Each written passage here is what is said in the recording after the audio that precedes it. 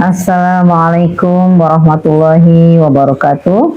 Waalaikumsalam warahmatullahi wabarakatuh. Jumpa lagi dengan saya dalam channel Pesan Bunyai tentang pentingnya belajar ma'rifat. Kali ini saya bersama dengan Mbah Munajat Karimullah untuk bincang-bincang tentang Islam dan iman. Nah, di sini kami ingin membacakan surat Al-Quran, surat Al-Haqqah ayat 40 sampai dengan 42. A'udzubillahi minasyaitonirrajim. Bismillahirrahmanirrahim. Innahu laqawlu rasulun karim wa ma huwa biqauli sya'ir wa lamma tu'minun wala biqauli kahinin qalilan ma tadhakkarun, yang artinya sesungguhnya Al-Quran itu benar-benar wahyu yang diturunkan kepada Rasul yang mulia, dan Al-Quran bukanlah perkataan seorang penyair. Sedikit sekali kamu beriman kepadanya, dan bukan pula perkataan tukang tenung. Sedikit sekali kamu mengambil pelajaran darinya. Nah, dari Al-Quran ini kami ingin membahas tentang yang disampaikan di sini, bahwa sedikit sekali orang yang beriman. Nah, ini kami ingin membahas tentang ini karena sejatinya kami banyak sekali orang yang beragama Islam atau Muslim ya, sudah berislam, tetapi kok dikatakan di Al-Quran ini bahwa baru sedikit sekali orang yang beriman, yang dikatakan beriman. Saya ingin membahas tentang ini nih Mbah Munajat untuk penjelasannya, bahwa saya juga ada sedikit pengetahuan yang saya ingin sampaikan juga, bahwa Islam di sini adalah syariatnya ya, bahwa Islam itu baru berserah diri gitu ya, syariatnya. Kemudian iman adalah kodimnya atau ruhaninya. Nah, tolong dijelaskan tentang ini, kenapa juga disampaikan bahwa iman itu baru sedikit sekali, padahal orang Islam itu sudah banyak. Monggo dijelaskan Mbah Mun, seperti apa sebenarnya. Terima kasih Bunyai. Jumpa lagi di channel Mbah Munajat Karimullah, sebuah channel terkait tasawuf dalam perspektif ilmiah wa amalia. Kembali kami berkolaborasi dengan Pesan Bunyai pentingnya ma'rifat. Ini bahasan yang amat substantif dan sekaligus mengerikan ini Bunyai. Ini mengerikan sekali kalau coba kita baca lagi ya. Sedikit sekali kamu beriman kepadanya. Maksudnya kepada Al-Quran itu. Jadi ternyata sangat sedikit yang beriman kepada Al-Quran. Kemudian ayat berikutnya, sedikit sekali kamu mengambil pelajaran darinya. Jadi sudah sedikit yang mengimaninya dan sedikit sekali yang mengambil pelajaran dari Al-Quran. Jadi kan pertanyaan besarnya, Quran yang manakah itu? Nah, karena ini sangat sedikit gitu. Jadi Bunyai kita juga tetap istiqomah, kami berdakwah itu dalam rangka untuk khulu fisilmi kafah. Jadi beragama harus kafah, syariat dan hakikatnya, karena manusia sesungguhnya adalah dia berdimensi jasmani dan ruhani, dan semesta ini juga demikian. Alam ini terdiri dari alam materi dan alam ruhani.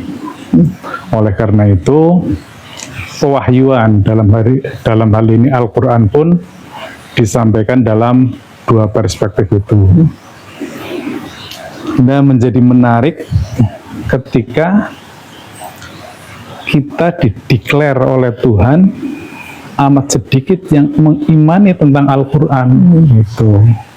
Jadi mungkin kita perlu menggali lebih jauh ini tentang keimanan itu sesungguhnya apa itu Bunyai. Ya.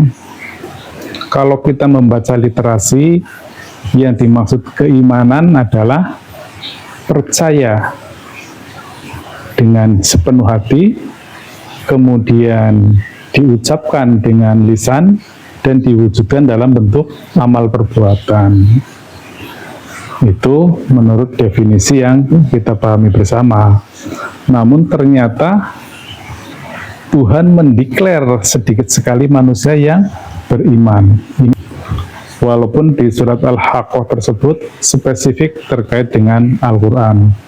Namun alangkah baiknya kita mencoba sedikit mengeksplorasi tentang apa itu keimanan. Jadi kalau keimanan didefinisikan sebagai sebuah keyakinan, maka kita bertanya lagi Bunyai, apakah keyakinan itu dapat dijadikan sebagai sandaran, sebagai pijakan untuk menentukan sebuah kebenaran? Padahal agama itu kan sifatnya hak, sifatnya mutlak. Mutlak itu lebih tinggi nilainya daripada pasti. Jadi itu adalah kebenaran yang tertinggi. Tetapi kenapa makna keimanan itu menjadi percaya? Nah, saya kira ini yang perlu kita bongkar Bunyai. Terlebih kalau kita ini Bunyai, di Al-Hujarat 14 kan sering kita sampaikan ketika sekelompok Arab Badui menghadap ke Rasulullah, mereka menyatakan, ya Rasul, kami telah beriman. Tetapi Rasul menjawab, kamu baru berislam, kamu baru berserah diri, karena iman belum ditancapkan di dadamu. Nah ini justru yang menjadi menarik. Gitu. Jadi kemudian kebetulan kami itu dari Torekot Naksabandia Kholidin Nusantara, kami sebuah Torekot Arwahi yang tentunya kami itu fokus mengeksplorasi dari sisi ruhani kita. Dan kami dipahamkan untuk beriman itu memang harus ditancapkan di dada kita, Bunyai. Karena keimanan itu hukumnya dengan alam qadim, alam rohani. Jadi seluruh komponen-komponen dalam rukun iman itu ternyata semuanya adalah qadim, ada di alam qadim. Mulai dari iman kepada Allah, itu sudah pasti. Iman kepada malaikat, itu juga pasti. Saking orang bingung, makanya Bunyai sepertinya umat jarang mau membahasnya. Artinya akhirnya sudah dilewati begitu saja. Ya? Dilewati saja malah. Kemudian berikutnya yang menohok ternyata ini. Al-Quran pun ternyata sedikit sekali yang mengimaninya. Jadi ini dapat dipastikan bahwa Al-Quran yang dimaksud tentu bukan Al-Quran mushaf itu yang dicetak, kemudian ada di tengah-tengah kita, yang bisa dibaca oleh siapapun. Nah, itulah yang kami pahami di Torekot kami ini, bahwa yang dimaksud Al-Quran itu adalah Al-Quran Qadim, yang hanya bisa dibaca oleh hamba-hambanya yang disucikan. Sebagaimana Quran surat Al-Waqiah 78 dan 79, bahwa Al-Quran itu ada di Lauh Mahfud dan tidak ada seorang pun yang membacanya kecuali hamba yang disucikan rohaniahnya. Demikian juga Rasul itu punya itu. Rasul dengan Nabi itu juga berbeda. Tapi sebagai pengantar ini dulu, bahwa keimanan itu adalah sesuatu yang qadim, sehingga Al-Haqqah ini menjadi mutlak benarnya. Karena orang yang paham tentang rohani memang amatlah sedikit. Demikian Bunyai, coba dieksplor lagi. Ya, baik. Saya kira tadi sekilas sudah disampaikan bahwa dikatakan orang yang Islam belum tentu dia sudah beriman. Jadi sebagian kecil ternyata yang sudah beriman. Beriman disampaikan bahwa Islam baru menyerahkan diri, sementara kalau beriman karena itu di alam qadim, jadi dia sudah ditanamkan nur iman dan nur kitab atau baiat ya. Dan itu adalah memang alat untuk menyeberang kita, karena Islam itu masih di alam Dunia. baharu, di alam dunia yang berubah-ubah ya, baharu. Sama dengan fisik kita, jadi di dunia ini baru Islam, baru menyerahkan diri. Tapi bahwa iman adalah itu alam qadim, jadi semuanya melalui ilmu yang qadim. Ini dia tadi sudah disampaikan sama Mbah Munajat bahwa kenapa orang Baduy dikatakan tadi baru berserah diri, belum beriman, karena belum ditancapkan nur iman dan nur kitab, yang itu adalah untuk dapat melewati ihdinas syiratal mustaqim, karena sejatinya Allah ada di Maha Qadim atau di Malik Yaumiddin, di akhirat tertinggi. Jadi harus menyeberang. Tadi harus menyeberang seperti entitas kita, bahwa kita adalah lahir dan batin, jasmani dan rohani. Sama persis, jadi kita beribadah juga secara kafah. Tadi disampaikan di muka bahwa memang kita harus kafah dalam berislam, dalam beragama. Jadi memang kita harus melalui tadi iman, jadi Islam yang sudah beriman ya, Mbah Munajat ya, Islam yang sudah beriman, artinya bahwa baca kitab mushaf juga kita harus tahu Quran qadimnya. Justru awalnya qadim, karena qadim adalah yang awal, dan yang akhir itu adalah qadim. Seperti rohani kita, awal dan akhir rohani yang akan kembali kepada Allah. Nah, kita di dalam beriman, kalau mau sampai kepada Allah, harus dua-duanya dilaksanakan, syariat dan ma'rifat. Dan sejatinya orang Islam adalah harus bermakrifat. Awaludin ma'rifatullah, akhiruddin ma'rifatullah. Tadi dikatakan demikian Mbah Munajat.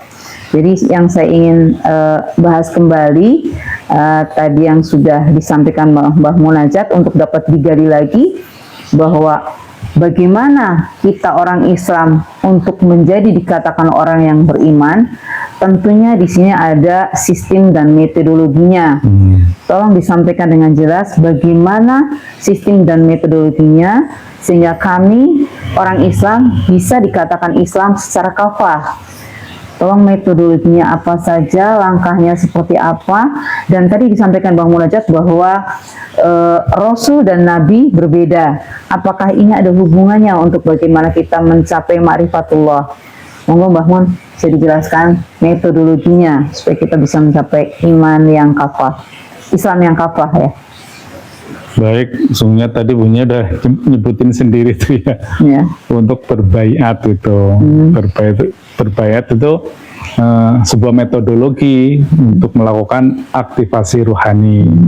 Karena manusia terdiri dari dua komponen utama, jasmani dan rohani. Jasmani itu melaksanakan syariat, yaitu terkait dengan hukum-hukum fikih yang kita sudah tahu semua.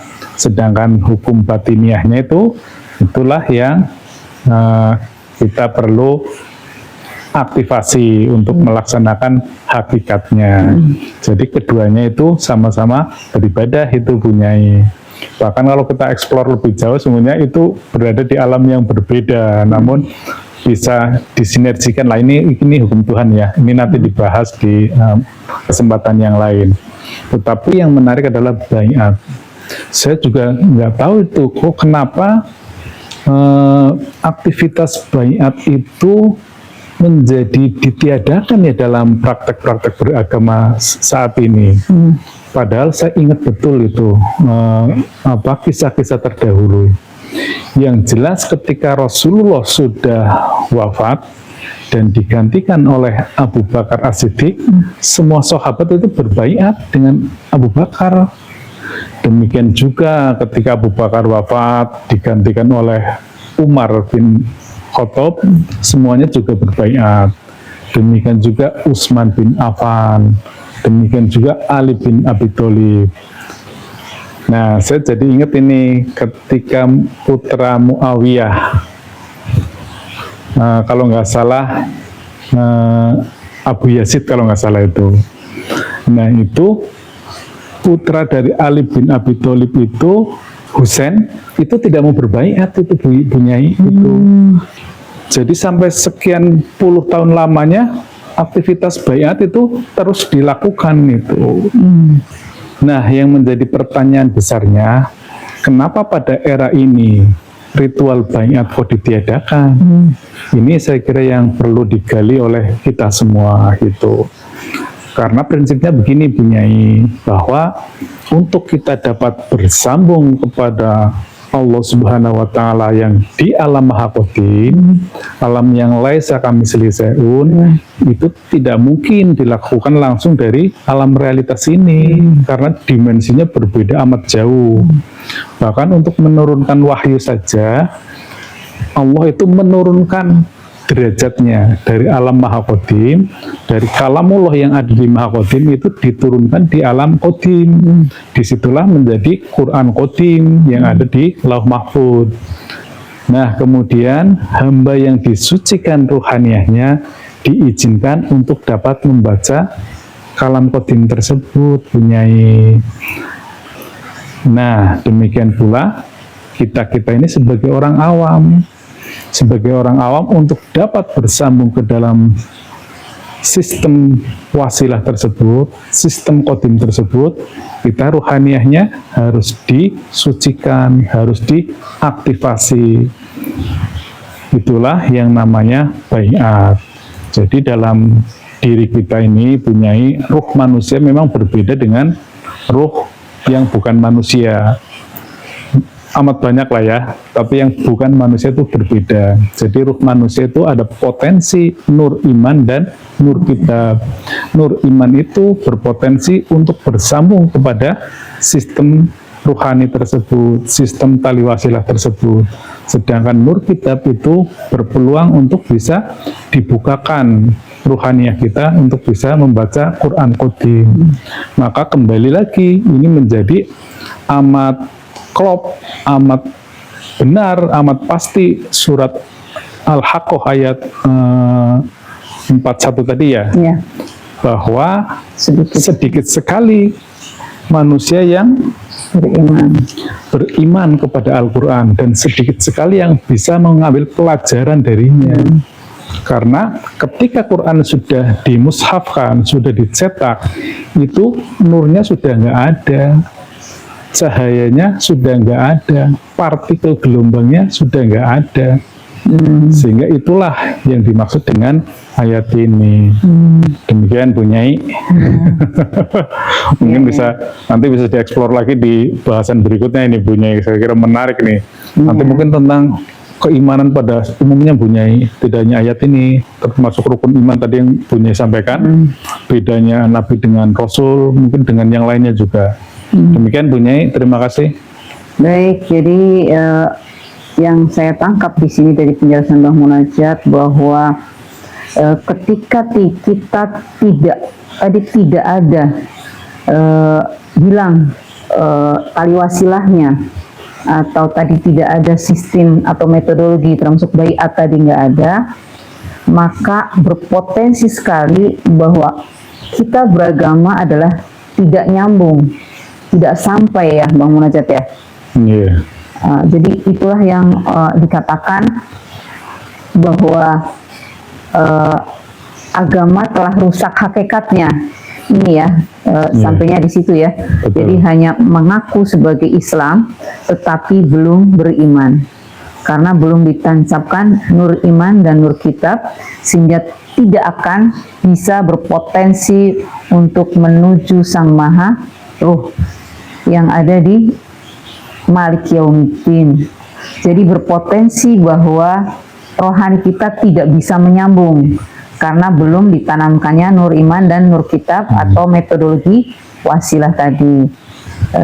Saya kira itu yang bisa kami sampaikan pada kali ini.